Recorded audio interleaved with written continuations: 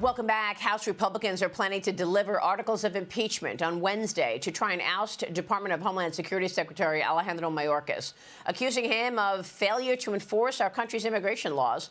The Biden administration has flown at least 326,000 migrants into Miami as part of its parole program. It has flown many, many more into the country overall. Florida Governor Ron DeSantis was on Sunday Morning Futures yesterday. He was not told about these 326,000 who came to Miami. Here's what he said about the administration flying illegal migrants into America. Watch. Did you have any warning that the president was sending 326,000 illegals into Miami? No, and they don't give us any notification on any of that. It's not constitutional, but he is legalizing people when they're in foreign countries and then buying them plane tickets and then flying into the United States. And so you could have a plane that lands in Miami with 200 people on it, and there may be 8 or 10 of these folks that he's illegally legalized. So we are suing him on that with other states. We don't think it's lawful. We don't think it's constitutional. Yeah, there are some people who think the administration is flying people so that the numbers at the border look better than they actually are. Joining me now is Texas Congressman Randy Weber, a member of the House Energy and Commerce Committee, as well as the Science and Space and Technology Committee. Congressman, thanks very much for being here this morning. Thank you. Good morning. So you wrote a letter to Biden and Mayorkas trying to hold them responsible for these migrant flights. Tell us about it. Well, it was March 22nd this year, and 18 of us signed on to the letter. And what we basically said, Maria, was what constitutional authority do you have to bypass Congress to do this? And I know you know this, but last week in Ohio, yet another illegal was arrested, charged with murder. These advanced travel authorizations, and for our folks who may not know, that Biden has given CBP for 9 countries, all of which are on travel advisories. Haiti and Venezuela are on the level 4, which says do not travel with emphasis. The Biden has bypassed Congress. He's bypassed the Constitution.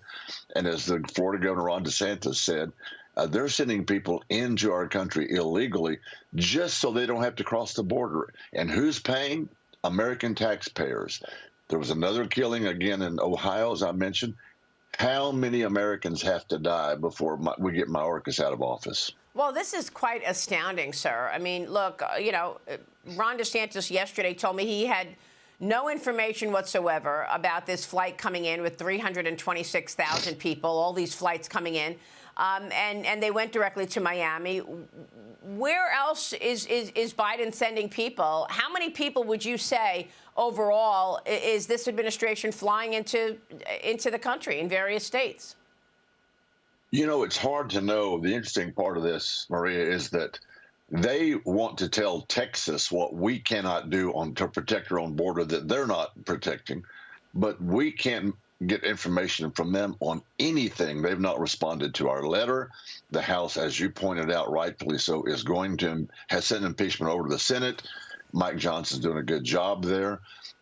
We think that Mayorkas should be impeached. If you think about the hypocrisy, you think back when Trump was in office, they impeached him over a phone call with the Ukrainian president, if you remember that. That's right. And yet we've got them letting illegals in, some that are committing heinous crimes, even murder, and they aren't accountable, according to them, for any information on that. It is unbelievable, the hypocrisy. It really is. The House Energy and Commerce Committee, meanwhile, holding a hearing today on Biden's liquefied natural gas export ban.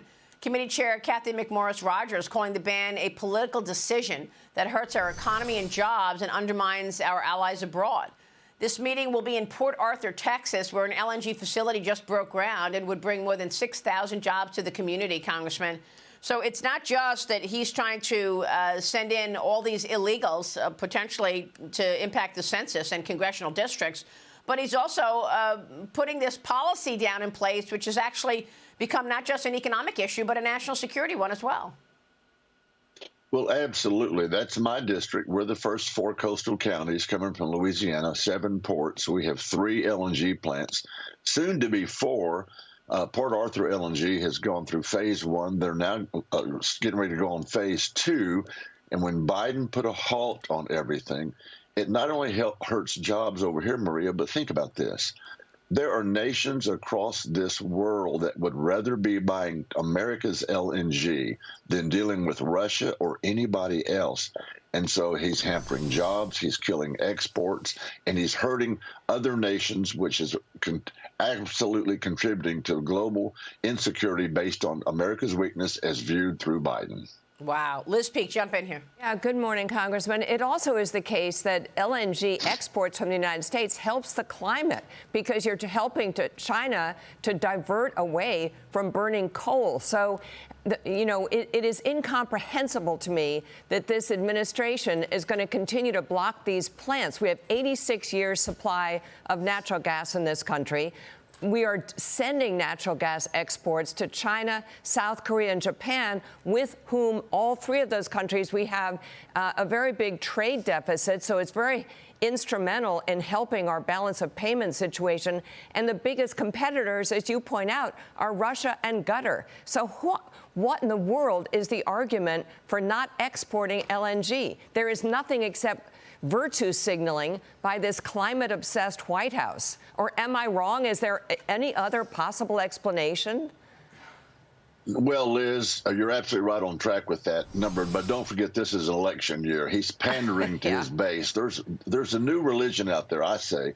It's called Save Mother Earth, And all he's doing is pandering to the far left that thinks they ought to kill fossil fuels. He said that running for president, he would kill the fossil fuel industry, and he's trying to keep his word.